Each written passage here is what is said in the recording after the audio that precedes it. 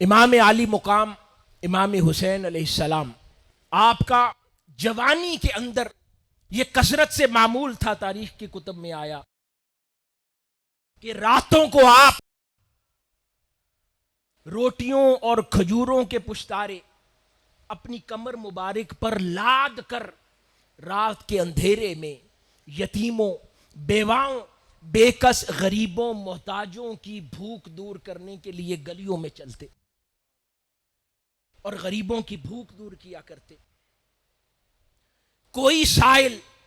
آپ کی بارگاہ میں، آپ کی حیات مبارکہ میں آ جاتا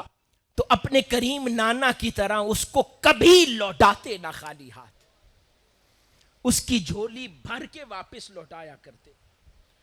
پھر تواضع اور منکسر مزاجی کا عالم یہ تھا کہ امام علی مقام ایک روز تشریف لے جا رہے ہیں اور مدینہ کے فقراء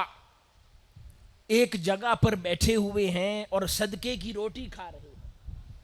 اور وہ گزرتے ہوئے امام علی مقام کو ندا دیتے ہیں، میں امام ہمارے ساتھ زمین پر بیٹھ کر کھانا کھائیے۔ آپ اپنی سواری سے اتر کر ان مدینہ کے فقراء کے ساتھ زمین پر بیٹھ جاتے ہیں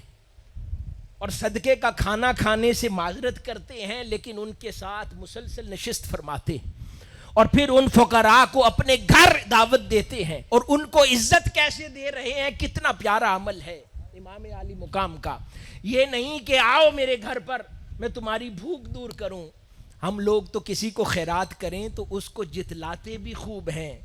امام علی مقام کے پوچھنے کا انداز کتنا پیارا ہے۔ وہ فرماتے ہیں کہ تمہاری دعوت میں نے قبول کی، اب میرے گھر پر آؤ اور کھانا کھاؤ۔ اور پھر امام علی مقام نے ان کی دعوت کی اور ان کی ضرورت اور تکلیفوں کو دور فرمایا۔